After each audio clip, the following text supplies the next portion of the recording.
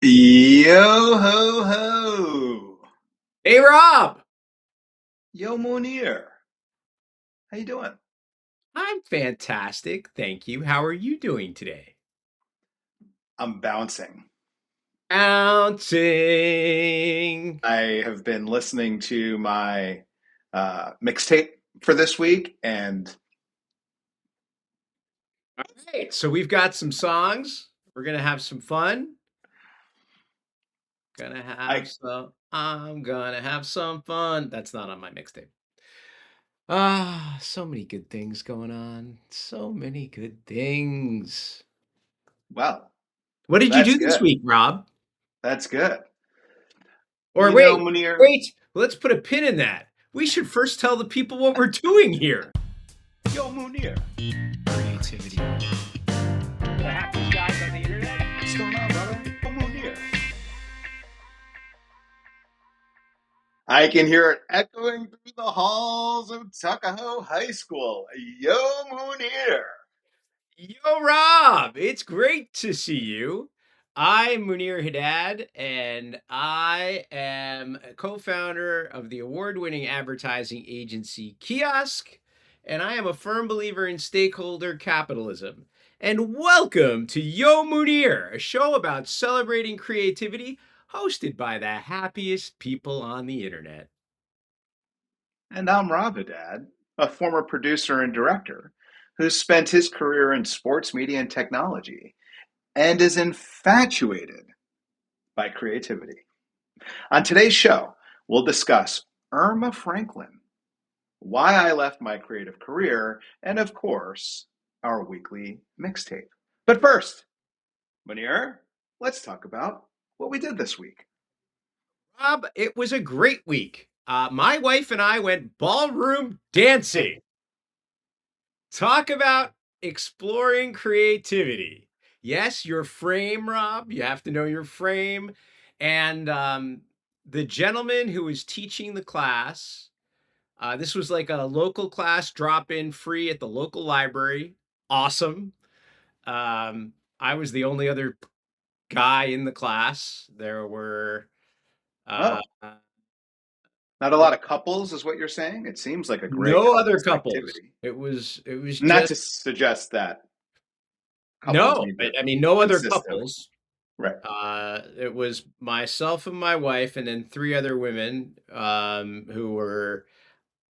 We, one came solo, the other two came together, and I don't know what their relationship was. One was much older than the other one, but anyway, it was. And the instructor was awesome, and he had this really laid back. I've taken ballroom classes in my past, uh, my wife and I did we're gonna have a signature dance that we practiced and had steps for to a specific song, and we were very like timed and Rigid. rigid.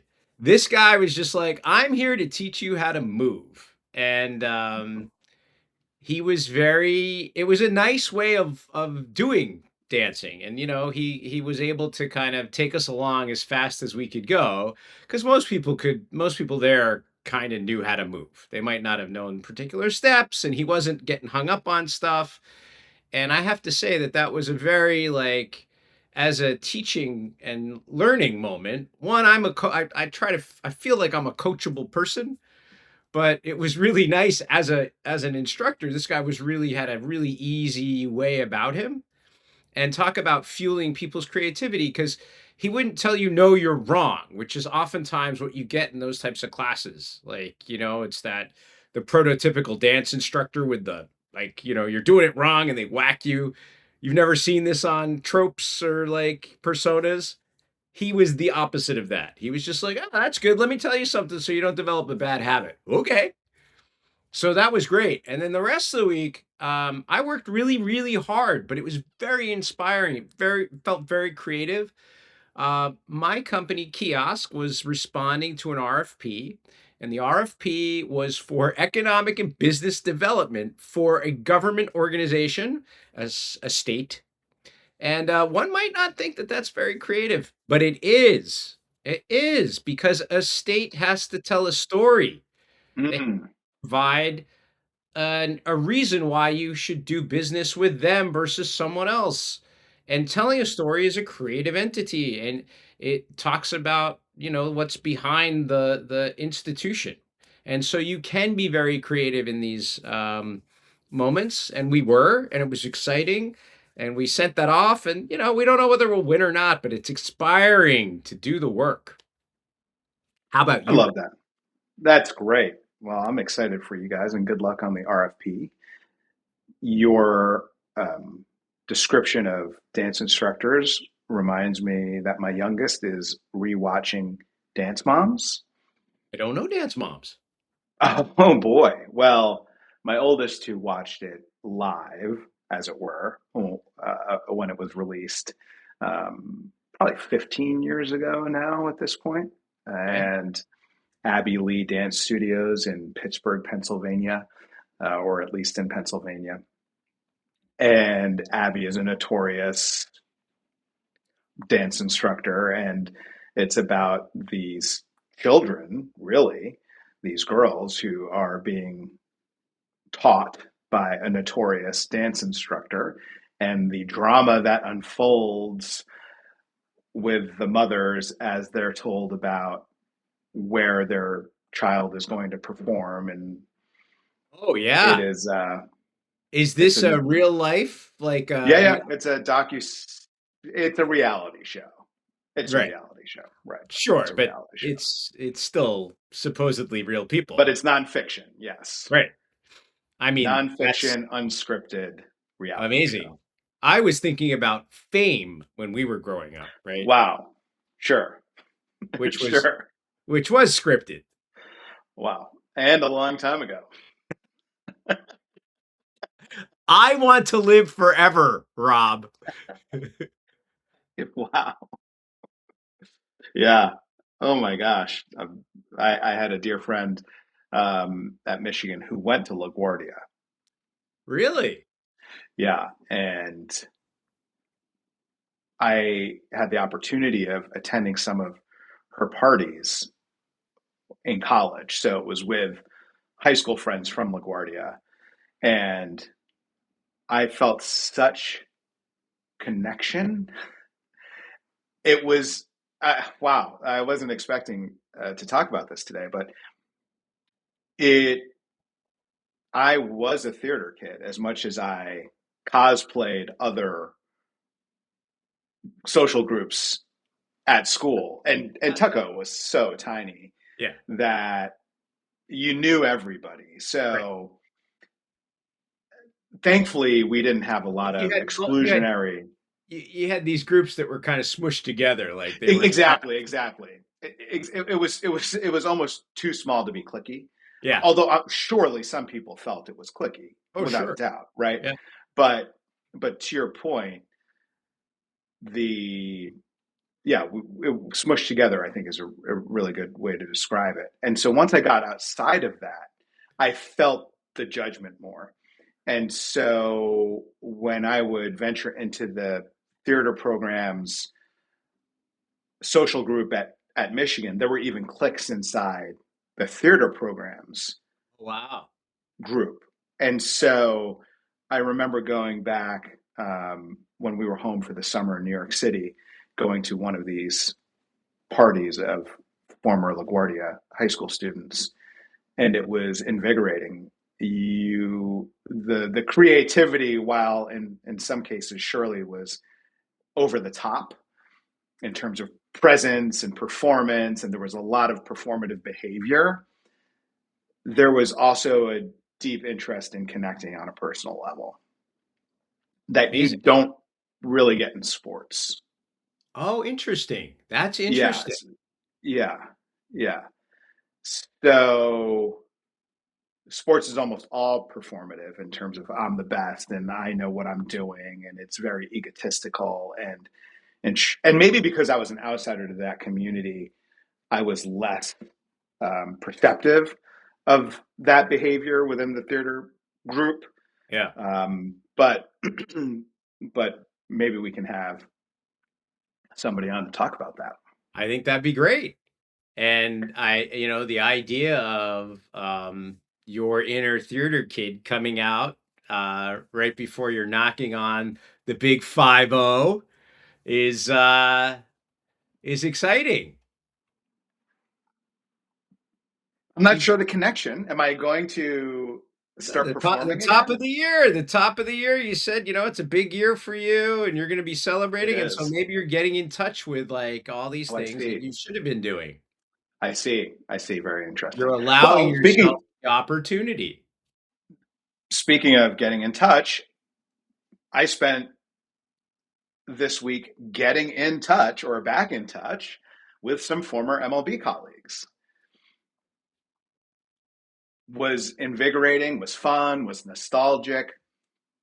Brene Brown cautions about nostalgia being a dangerous form of comparison. Oh, okay. Really interesting perspective. Yeah. Uh, but the conversations were great. It was great to reconnect with friends. In some cases, hadn't spoken to some in 20 years, so it was great. Um, and of course, work, but highlighted by reconnecting with some former MLB colleagues. So fun week, fun week. Excellent. Yeah, Excellent. and and the weekend started as it always does now, or has done for the last few months, with me watching Owen Kutz's Old Music Friday series on Instagram. Here's to creativity and consistency and focus. Big ups to Owen Cuts for all of those things. Yes, without a doubt. He introduced us, the community, me, to Erma Franklin, Aretha Franklin's older sister. Yes, And Erma Franklin is the original performer of Piece of My Heart. I had actually heard that. So, of course, I did a deep dive. I did a deep dive into Erma Franklin.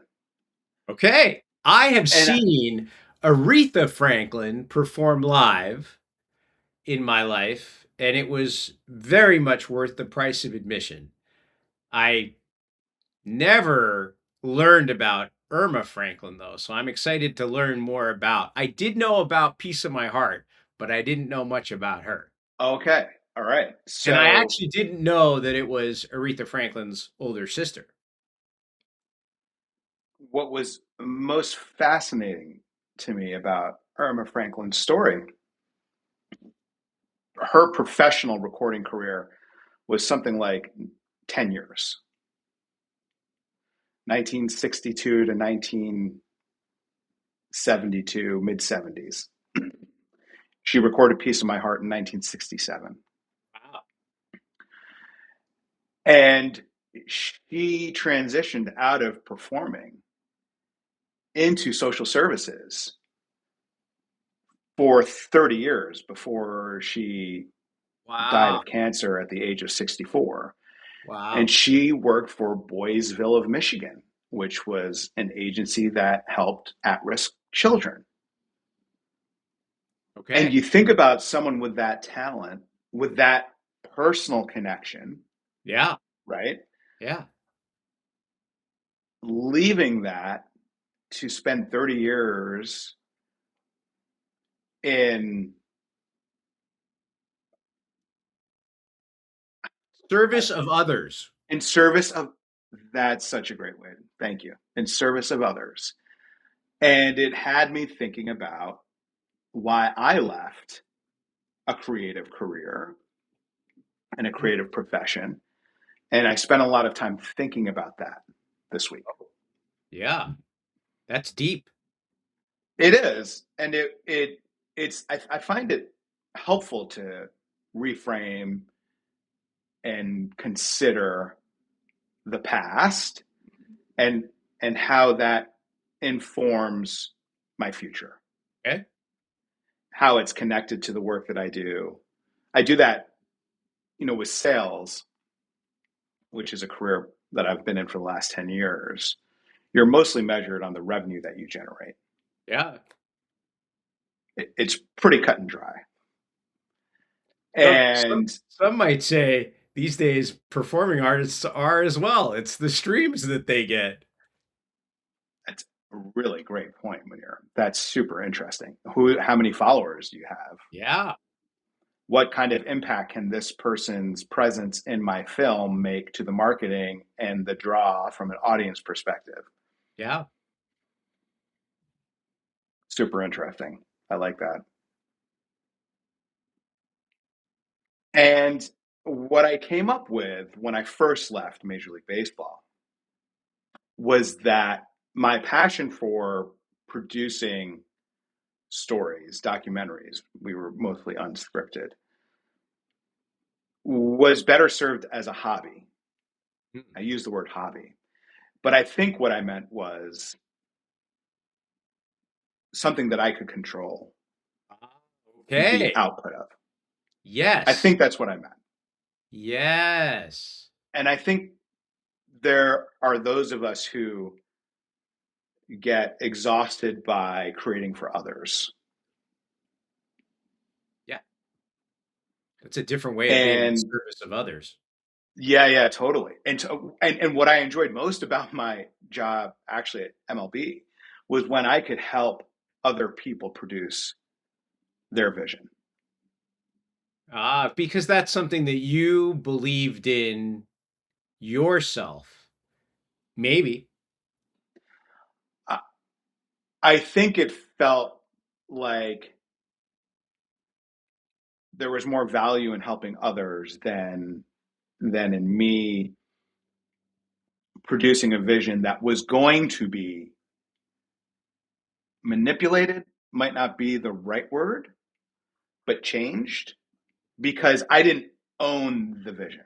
Right. Ultimately, the person responsible for the vision was our executive producer and and the broadcaster, right? The rights holder who we were partnered with to Yeah. deliver the show to, because they had a say in how the story was told. Sure. So you could get a lot of yourself in there, but oftentimes it would be change. And I remember I had a really good relationship with our executive producer, still do. Shout out to Dave Check. I edited a segment for the Elston Howard Yankeeography, Okay. Yep. which won a number of New York State Emmys. The Yankeeography series. I don't know how much competition it had, but we did put a lot of resources towards the Yankeeography series on the S Network. But I had edited this segment for the Elston Howard Yankeeography, and Dave came into the edit room as he always did to look at the rough cuts, and he's like, "I've never said this before. I have no changes." I was like, wow, because I really did love this edit. Yeah. And he said, except for one thing. He said, take the end and make that the beginning. Oh. And I was like, one change, one change is essentially changing the entire flow of the segment that I just edited that you said you had no changes to. I would rather you go in piece by piece and critique the entire construction of the segment than say just take the end and make it the beginning. I said it's Here's a a different question piece. for you. Yeah. Was he right? No. Ah. And I don't mean he was wrong, though. Sure. Yeah. I just Sure. mean he liked it better that way. Right. It's a choice. It's I've a had choice. I've had some creative critiques in my life where I have decided that I'm going to take the critique, I'm going to look at it, and I have realized that the individual who was critiquing from a remove was actually seeing something that I did not, and it actually made the work better. And so I was just wondering whether that happened in this case. I may have been too glazed over to appreciate that change, but I recall even watching, because he's watching it from a show perspective, Yeah. not from a segment perspective. Right. So if the way I ended the segment doesn't flow well into the next segment, Right. but there's a commercial break after every segment that's Right. edited. It's Right. not by that point, for the 50,000 people that are watching this show on the Yes Network, Yeah, but does you it just really matter? figure, you got to get him to stay through the commercial break. That was something where I was like, couldn't you just leave it alone? Give me one. but but immediately having these connections to Irma and reading her biography online, which is really interesting, she had a number of tragic experiences with producers in the production of her albums. One of the co-songwriters of "Piece of My Heart" had died tragically and unexpectedly when he was writing songs for her album. Oh no. And so she was left in limbo and didn't have essentially like a sponsor for this album because the songwriter Oh, unexpectedly died. And then for her second album or another album, Aretha was producing it. And one of the musicians that was near and dear to Aretha and recorded with her tragically died as well. And so that the and these record contracts in the 60s and 70s were not artist friendly either. right. So at one point she was working at IBM and making more money working at IBM and loved her job at Wow. IBM.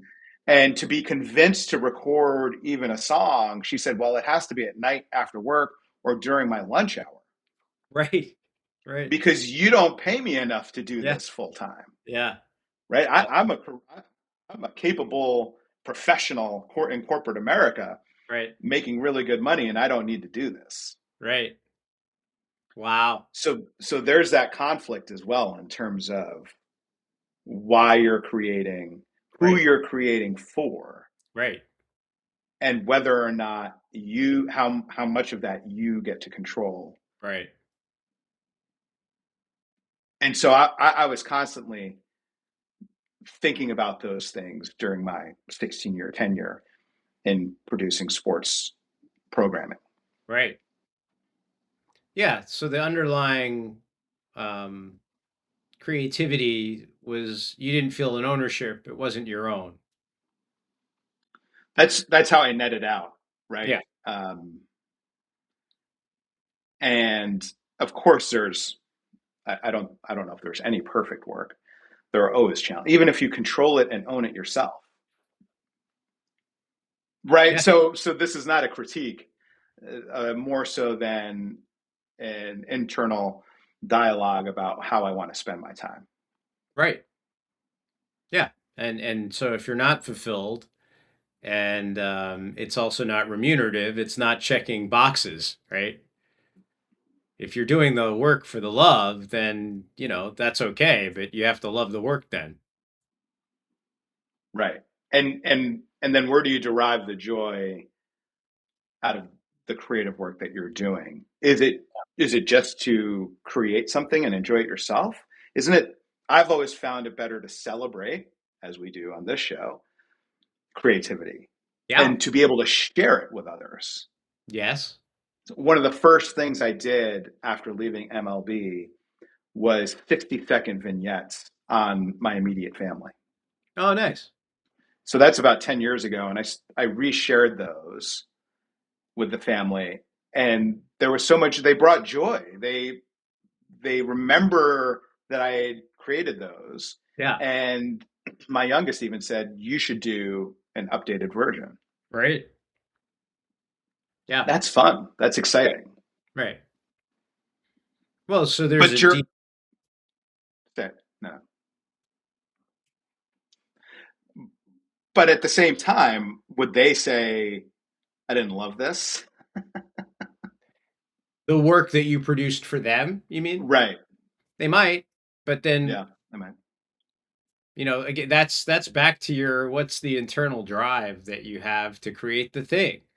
yeah. Is it coming from you? And as a work of love coming from you, it's almost undeniable, right? So somebody might still not like it, but you have still experienced the journey of creation and you're creating for you as a gift to them. And how they receive that gift is up to them. You can't make them feel something. Your ability to process information and create intelligent thought is something that I really admire about you. Wow. Oh, thank you.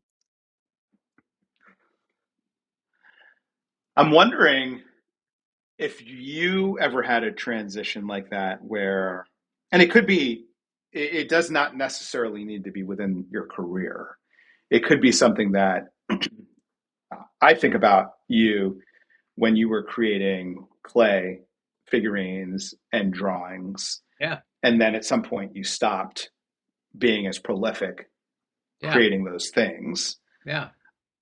But are there other things recently in your life that you had created a rhythm to and stopped, or anything that is similar to my pivot out of television production?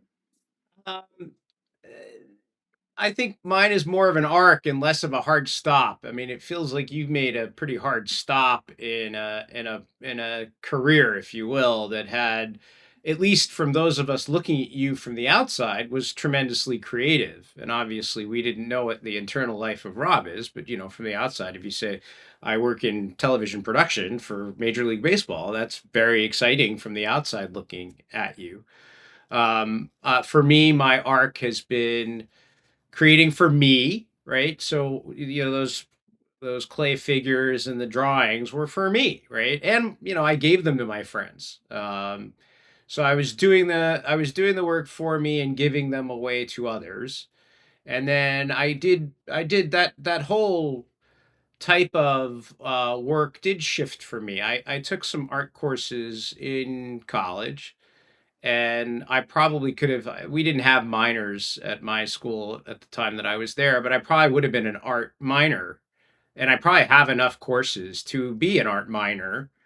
I had studio art and I had art history because I was curious and I loved it. I knew actually that I could have double majored as a studio art major, and I opted not to do that just because then I only would have been able to take major courses throughout the balance of my Mm. career, and I'm too curious for that, or maybe too unfocused. But um, I did start to do collage, which was something I'd learned in a studio art class that I took. And I found that there were times in my life where I did more of that or less of that. And certainly when I had kids, that's shifted as well. This is a shift. And then at kiosk, there's been a shift from the type of creativity that we have is back to the future a little bit. So it's an arc, and I would say that I've never left something. It has always felt like a migration versus a hard stop. I might wake up tomorrow and go, you know what? There are about 10 times where it was a hard stop. But talking to you now in retrospect, it feels like more of a shift in an arc. I'm sure at some point during my career there, you know that I went and acted in New York. So that was an embracing of art. And I stopped acting in New York. Um, and similar to Irma, I wasn't making enough money to support myself um, in acting, and I wasn't willing. There's a choice. I wasn't willing to sacrifice more than I was sacrificing in order to pursue it because I had come to it late. I was 30 years old, and I decided to be a professional actor, and I was paid to act. Not a lot of money, but I was paid. So I was a working actor, and I was investing in myself and taking acting classes, and I was in class with some extraordinarily talented and impressive human beings who reached higher heights than I did. Um, and I did get a lead role in an off-Broadway play. So, I kind of checked a few of my bucket list boxes, if you will. I also wrote a sketch comedy with a group of people, and we put that on. And it, it, I don't like the hard stop there seems like more of, again, like a migration to a different type of creativity versus, Hmm. versus and maybe that's me just justifying it as I look back at it. No, I like that though. I think about your career at least, and you have always been in marketing, Yeah, as opposed to at one point you were a creative director or a designer right. or something that was formally creating the output as opposed to guiding and suggesting and being the strategy. Yeah, that's a good point. We'll have an episode about this, that whole like keeping yourself close to creative but not embracing the creative yourself. So I had that moment of creativity when I was acting where we wrote a script and put on, and we wrote songs, we wrote the script, we blocked out the staging, like all of it.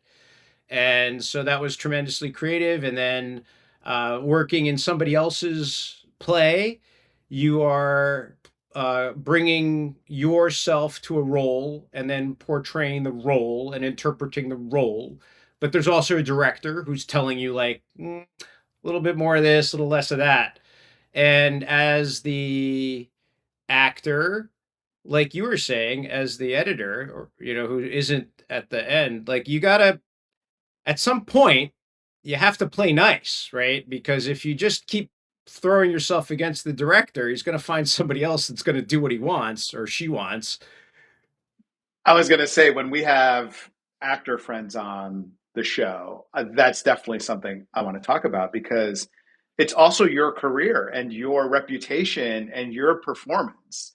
There has to be some level of friction with the director, especially if you're the lead, about how you envision this role as it pertains to the story that's being told. And I think likely Sylvester Stallone and Rocky is something that comes to mind in terms of he he needed to be in control of that. Yeah. Anyway, lots of people. Surely there are legendary stories. I'm just not in the industry. Yeah. I mean, it is, and people do like the really good actors, really, I mean, the amount and level of effort that is put into bringing that character to the forefront is amazing. And people have different styles of doing it. And people have different, they're lauded for their process and the way that they decide to come to the table. But it's work. People don't necessarily realize the amount of effort that people do put into it. And then, you do get cut down and you're not, once you're done, you're on set, right? You're done. It could go to hell in the edit. You'd never like you have nothing Right. Out of your hands, out partner. of your hands. So you have to, and then if you're an actor and you're exposing yourself to slings and arrows on a daily basis and it's you, right? It's like, this is my body, is the actors talk about your body as your instrument. And so if somebody starts critiquing, that's you. Like, it's like that they're critiquing Right. your choices, they're critiquing you, they're critiquing what you look like. I mean, it's an incredibly exposing profession, and those people that do it well, kudos to them. And as an artist as well, like I'm sure Irma felt that she was giving of herself, even performing someone else's song. So she talks about that as it pertains to Piece of My Heart. She said it was written as a calypso song. And she said, I'm not going to sing it that way. Wow. If I'm singing this song and you want me to sing this song, I'm going to sing it my way. Wow. And that's why it exists the way it does today. Amazing. Amazing. It's a great segue. Which, speaking of segues, I would like to read you something. Yo! We talk a lot about Julia Cameron's The Artist's Way on this show. We also explore the why behind creating, the why behind my change in career today. And she lays down some basic principles, which are amazing. And we encourage you all to read the book. But her basic principles go like this. Number one, creativity is the natural order of life. Life is energy, pure creative energy. Number two, there is an underlying, indwelling creative force infusing all of life, including ourselves. Three, when we open ourselves to our creativity, we open ourselves to the Creator's creativity within us and our lives. We are ourselves creations, and we, in turn, are meant to continue creativity by being creative ourselves. Creativity is God's gift to us. Using our creativity is our gift back to God. I'm going to stop here because she does reference God and the Creator. And she said, I'm going to interchange these two, and I am not espousing a particular religion. I am telling you that creativity is from the Creator. It is a higher being, no matter what you honor, celebrate, worship, or otherwise. But this is the essence of creativity. It is a gift. The refusal to be creative is self-will and is counter to our true nature. When we open ourselves to exploring our creativity, we open ourselves to God, good orderly direction. G-O-D, good orderly direction. As we open our creative channel to the Creator, many gentle but powerful changes are to be expected. It is safe to open ourselves up to greater and greater creativity. Our creative dreams and yearnings come from a divine source. As we move toward our dreams, we move toward our divinity. Those are her lists of basic principles.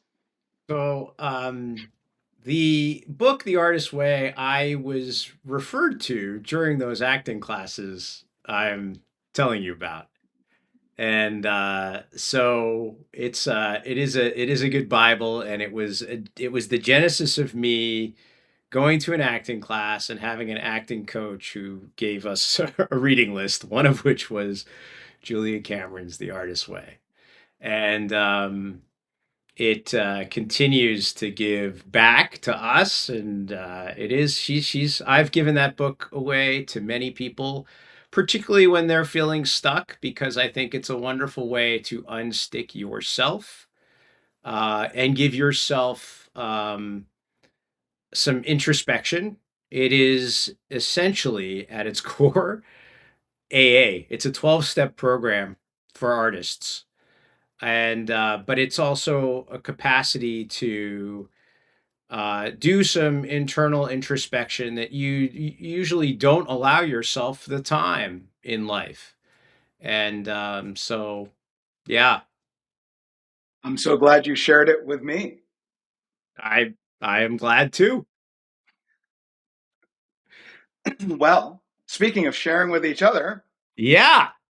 what have you been listening to this week? Oh, well, it's not about what I've been listening to, Rob. It's about what I we talked about this theme that we were going to have, and my mixtape is inspired by our episode. So first off is the Talking Heads and a song called Found a Job, which is about people watching television and then realizing that rather than watching television, they could just create a show, and that's much more inspiring. But one of the lines, Rob, is if your work isn't what you love, then something isn't right. Wow, That leads that in. David Byrne. Oh, he's good. And that leads in for me to Karma Police by Radiohead. Wow. And why? Because that song was about the tension that a lot of artists feel towards their label when they start to get popular and the label wants something and the artist doesn't necessarily want to give it, which is back to the story of creative control. And the line there, Rob, is Karma Police. I've given all I can. It's not enough. I've given all I can, but we're still on the payroll. Wow. And then later in the song, for a minute there, I lost myself. I lost myself. Right? So talk about that arc of self-discovery and realization. And then the last one is The Story of an Artist by Daniel Johnston. And he wrote this, or he recorded the song in his basement in West Virginia in 1980. And Daniel Johnston is cited by a lot of like the Yes. grunge scene artists. Yes.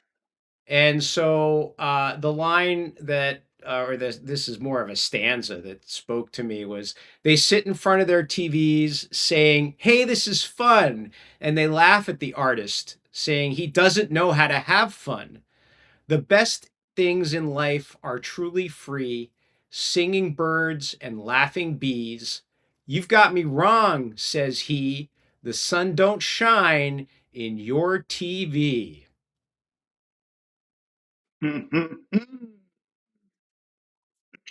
Excellent. Well done. And remarkably, I too have the Talking Heads in my mixtape this week. But Maybe not so first, remarkably when talking about creativity. right. But first, a celebration of Erma Franklin. As I was exploring her work, a gorgeous song was presented to me by Erma Franklin, Love is Blind. I strongly encourage you to listen to Love is Blind by Erma Franklin. And something I found out was that it was written by Randy Newman. What? What? Wow. That, and I just found it out as I was trying to find the song because I was Yeah. like, is this a cover? You know, in the 60s, everybody was singing each other's song. In Yeah. fact, Piece of My Heart, right, Yeah. was made uber famous by Janis Joplin. Yeah. Big Brother in the Holding Company. And Even Janice, though, Janice only lived till 27. insane, even though Irma Franklin's hit was top 10 on the soul charts and top 100 on Billboard, like it was a hit. It was a hit. But Yeah. so that was a really great discovery because I love Randy Newman's work. Talking Heads, Nothing But Flowers. I've listened to it about 10 times today. I absolutely adore the song. And it is such a great, what do you call it? Observation. And this was written in 1988, by the way, almost 40 years ago. Oh, don't say that. It is so representative of today's time, Yeah. which is history repeats itself. Yeah. We caught a rattlesnake, and now we have something for dinner. It was a shopping mall, and now it's covered in flowers. Yeah. Just the paradox of life and the power of nature. And today we're celebrating creativity. And as Julia Cameron says, it's deep connection to life and nature. Great job. Who played guitar? Who played 12-string guitar on that song? Johnny Marr Oh, no of the way. Smiths. Huh. By the way, Johnny Marr is only 63. That's amazing. To And do go you the other know way. Jean ai marre? I mean, it's an expression. No, I didn't know that. That's Yeah. in other words, that's not his given name, is what you're saying. I've never actually I haven't independently Verified it. verified this, but um you know it it's a French expression, j'en ai marre. It means It I'm fed up. I've had enough. it says he was born John Martin Marr, Maher. Oh, well, there you go. Maybe it's his real name, and it's a coincidence. I like it though, and it seems like something One might do if and you're one might Johnny do. Marr. Correct. Right. Right.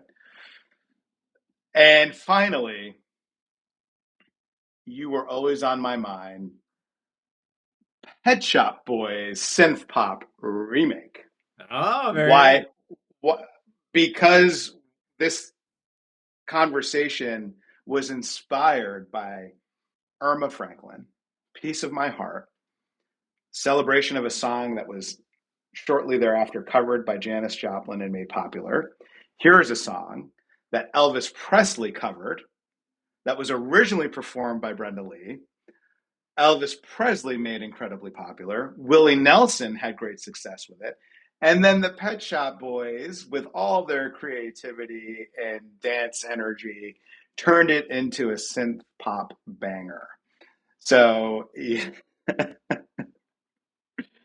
you were always on my mind. Pet Shop Boys, put it on your list. Well done. Yeah, what a great time. Excellent work. I think it's a Love you, wrap. brother. I think so. All right, I'll see you soon. Bye.